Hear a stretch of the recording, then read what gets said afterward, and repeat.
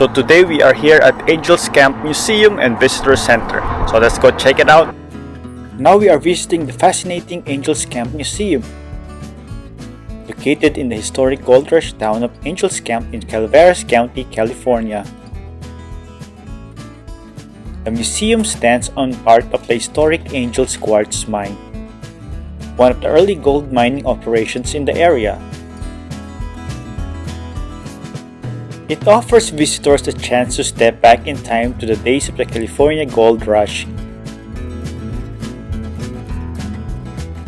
From historic wagons and mining machines to stories about pioneers and famous writers. The museum was established in 1951 to preserve this local history and to help visitors understand how the town grew during the gold mining era.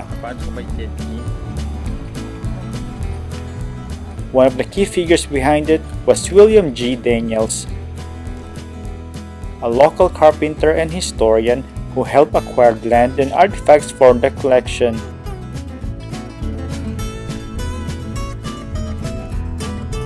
At first, the museum was small,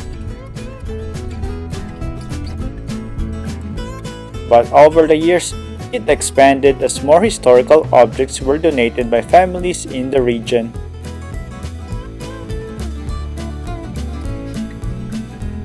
Today, the museum covers several acres and includes indoor galleries, historic buildings, and outdoor exhibits.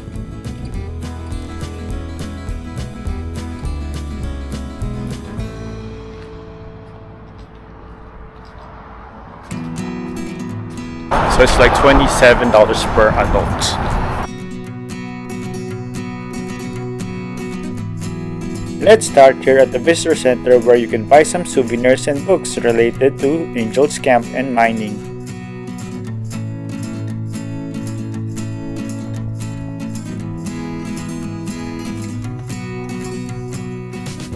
Also, it has an exhibit to one of the most famous writers in American history, Mark Twain. While visiting the area in the 1860s, Twain heard a humorous local story about a frog jumping contest. He later turned this story into a short tale called The Celebrated Jumping Frog of Calaveras County. The story became extremely popular and helped launch Twain's career as a writer. Today, the town celebrates this literary connection with the annual Calaveras County Fair and Jumping Frog Jubilee, where frogs actually compete in jumping contests.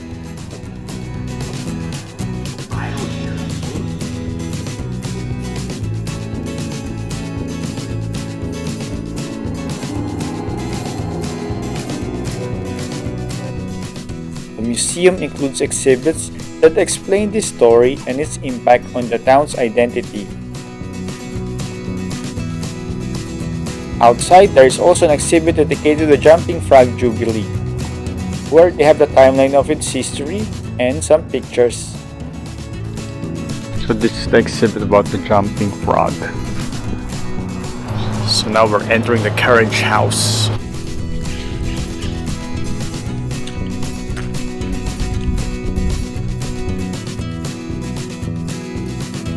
Inside this large building, visitors can see nearly 30 beautiful preserved horse-drawn wagons and carriages from the 19th century. From a family, If it's white and black could be parentage, all black could be elder or maybe somebody important like the mayor or something. Oh. Mr. Carly picked bodies up in that wagon, take the mortuary, then off to the cemetery. Before automobiles were invented, these vehicles were essential for transportation. They carried people, supplies, and mail between towns scattered throughout the Sierra foothills.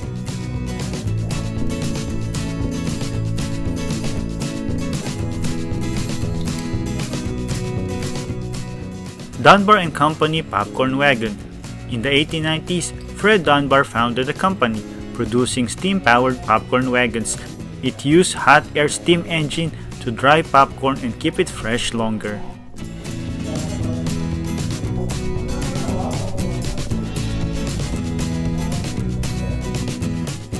You'll see freight wagons used by miners and merchants.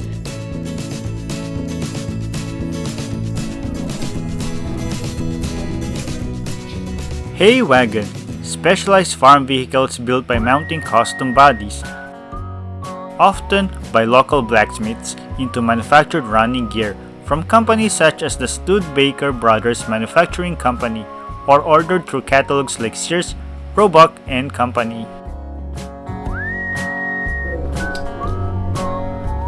The oldest one. This is the oldest wagon.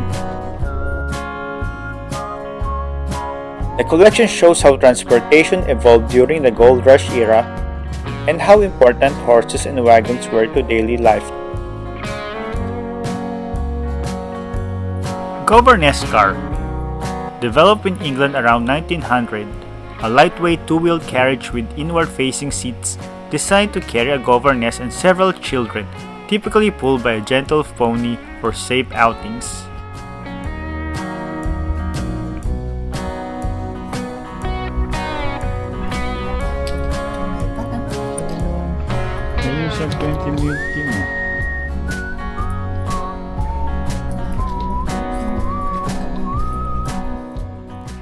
Logging wagon, designed to haul large logs from forests to nearby sawmills. Guys, it's pretty amazing. There's a picture before it fell apart.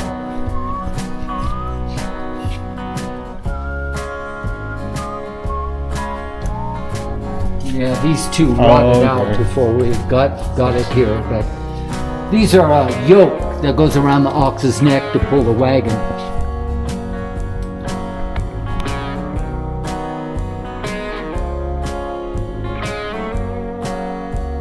Elegant buggies used by wealthy families, and even stagecoach-style vehicles, similar to those that once traveled California's rough mountain roads.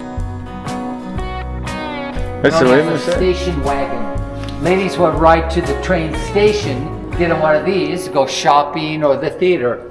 It's limousine. Yeah. There's a glass. Stage wagon, and that's a stagecoach.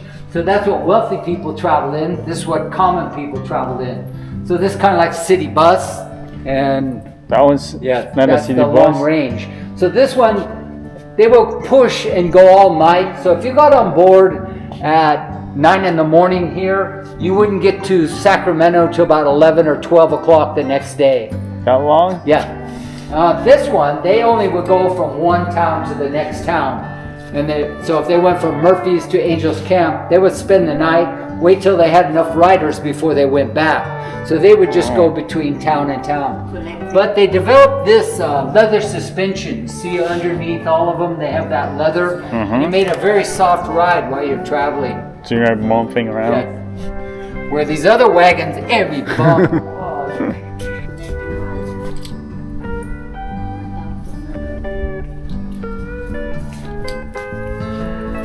Got a big wheel back there.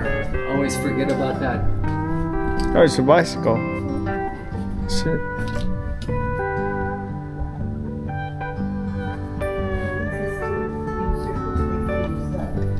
This carriage was used by Hank Monk, who started driving stagecoaches when he was 12 and became famous for his speed, skill, and daring journeys across the Sierra Nevada, gaining nationwide fame after being featured in Roughing It by Mark Twain, while continuing to drive stages for 45 years without a major crash until his death in Carson City.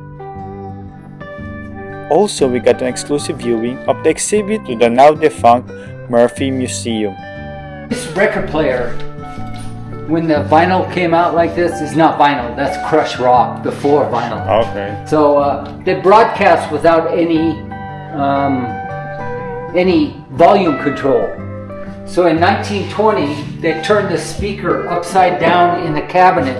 When you open it, it'll be louder or quieter. So they're on a spring, so you wind up the spring, turn the record on.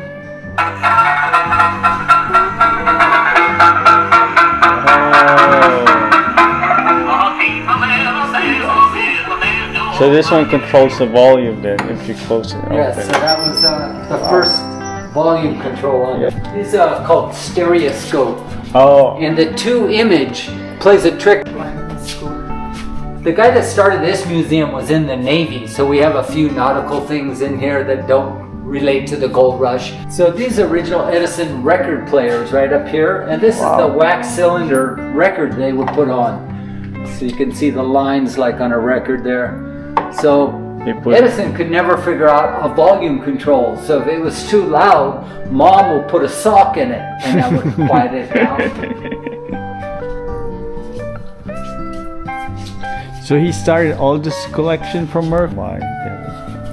Symbol. And this ones are. So these would go on the stove and get warm, and the lady could curl her hair. Then when electricity came about, this first electric hair curlers. Looks a little dangerous. And you see this right here? This is so ladies had a better life. So they would have to pump that, push it across the floor to make a vacuum. Oh, that's a vacuum? This one they would hold and pump the handle and push it across the floor. Oh, wow. Making life easier. Instead of sweeping it. It's like Medusa. Yeah. These objects help paint a picture of how families lived, worked, and built communities in the Sierra Nevada foothills more than 150 years ago. Many of these artifacts were donated by local families whose ancestors lived and worked in Angels Camp during the mining era and Murphy's.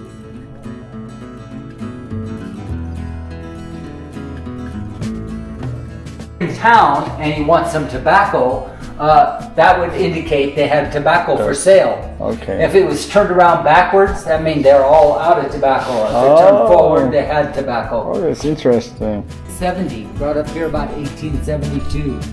So if a miner run out of money, want one last drink before it's time to go. A little glass of whiskey is about the same price as a bullet.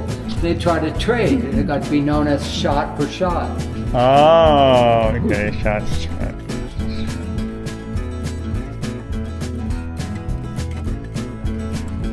So now we are heading to the mining and ranching exhibit.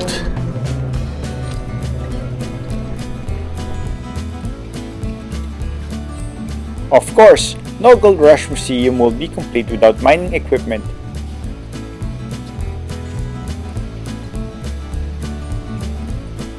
Throughout the museum, you'll find tools used by early prospectors such as gold pens, rockers, and sluice boxes.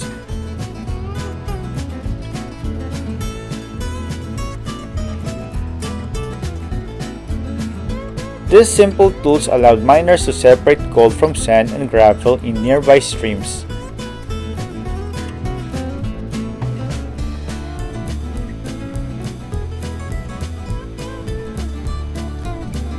As mining operations grew larger, more advanced technology was developed.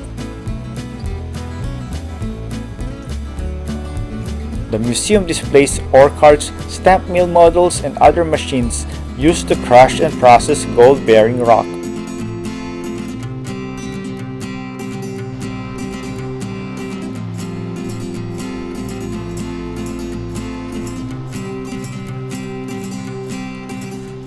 There is also an exhibit about the history of Angels Camp with items and personal artifacts during that era.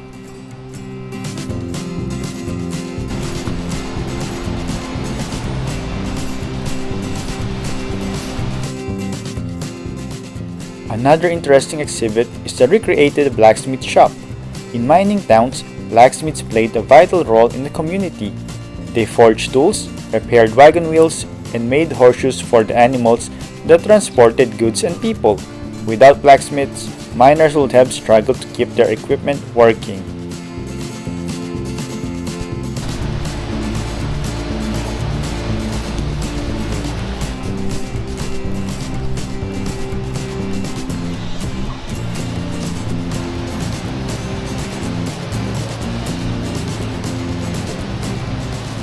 The ranching exhibit. It shows the important role of cattle raising and livestock in the region. featuring historic tools, equipment, and stories that illustrates how ranching shaped daily life in the local economy in the Gold Country.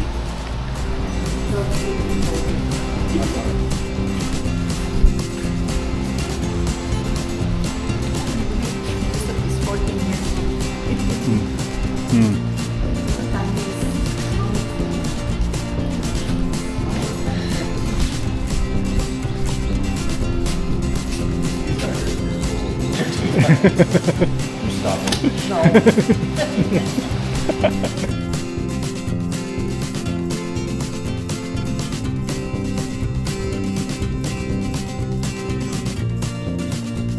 Outside the museum grounds, you can see massive historic machines including steam traction engines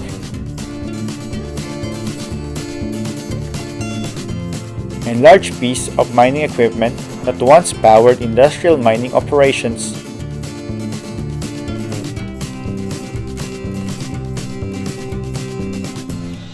These machines remind visitors how physically demanding and dangerous mining could be during the 1800s.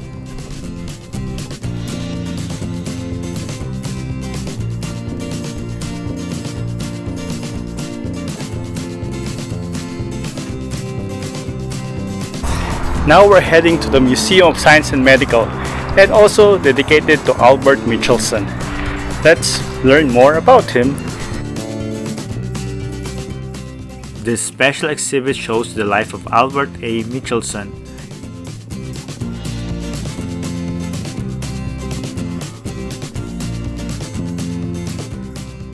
It highlights the life and achievements of the first American to receive the Nobel Prize in Physics.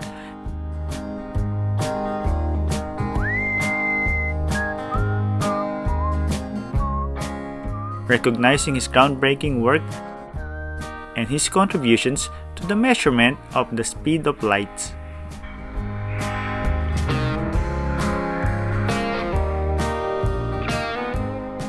The Medical and Science exhibit features historical medical instruments,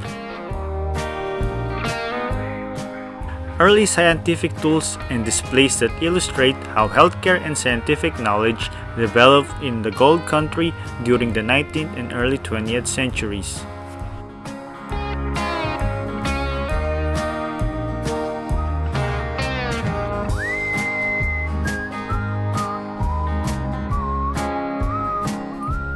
The Angels Camp Museum is more than just a collection of old artifacts. It's a place where visitors can connect with real stories of the California Gold Rush and the people who shaped California's early history. If you ever find yourself traveling through Angels Camp or exploring California's Gold Country, this museum is definitely worth a visit.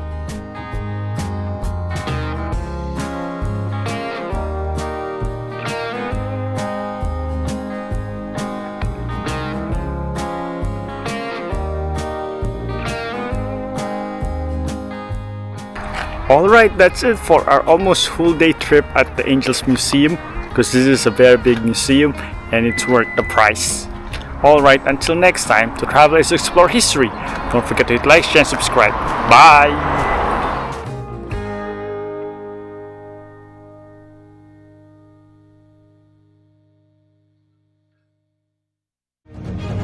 If you like our videos, please click thumbs up for like.